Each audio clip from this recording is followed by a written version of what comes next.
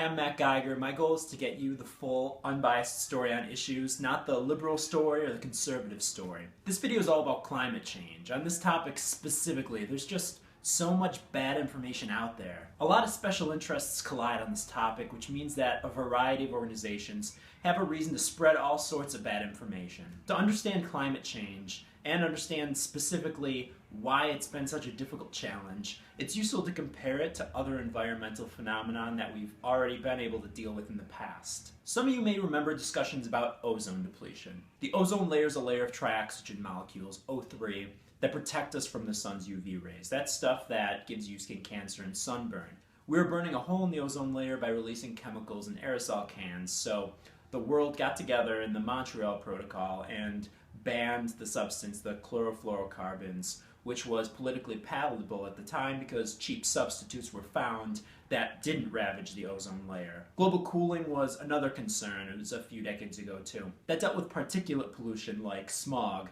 created by a variety of industrial production particles that form in complex chemical reactions in the air. The idea is that particulate pollution blocks the sun's rays. This does create a short-term cooling at the surface, but long-term global cooling is really an idea that the media ran with decades ago, and scientists never really rallied behind because those particles don't stay in the air all that long. Once the Clean Air Act was passed by Congress, the EPA put air quality standards in place, and global cooling was off the plate. Finally, we have global warming.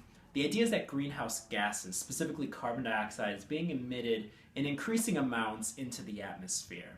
These gases hold infrared rays from the sun in our atmosphere, which heats the Earth, and it's absolutely necessary, but with carbon dioxide increasing at unprecedented rates over the last few decades, scientists are worried that CO2 will soak up too much warmth from the sun, heating up Earth and causing a chain reaction that melts the ice caps, sinking major cities while worsening natural disasters like hurricanes and droughts. So that's a really quick overview of some different effects that we've been talking about over the years, and to give you some perspective on why this problem is tougher than others that we've dealt with in the past.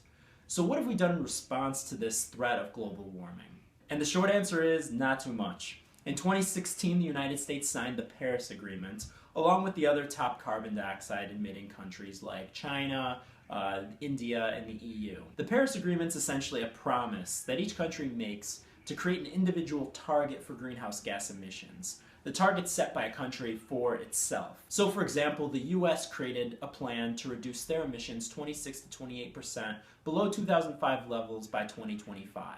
China created their own plan for themselves to peak CO2 emissions by 2030 at the latest. There's no penalties or enforcement mechanisms for failing to achieve that stated goal, and that's why it's not really something that Congress ever had to vote on. It's an executive agreement and it's not a formal treaty. And that's basically it. That's really all we have. Lately, though, the EPA has used that Clean Air Act to try to regulate carbon dioxide as a dangerous pollutant, as it did with particulate pollution years ago. The EPA created a plan called the Clean Power Plan, with the goal of reducing greenhouse gas emissions to hit that Paris Agreement target that the US set. To do this, the EPA has assigned emission levels to each individual state. The idea is that each state can go about reducing emissions however they want, as long as they hit their number. But the Clean Power Plan's faced lawsuits by a number of states saying the EPA is overstepping their power under the Clean Air Act, and the Supreme Court put a halt on the Clean Power Plan because of that. So that's going to go before the courts to decide whether or not they can actually do what they're trying to do. My guess is this is still a really long way away from going into effect, and with Trump taking over the executive branch, including the EPA, it's highly unlikely that the Clean Power Plan will actually be implemented. Thanks for watching.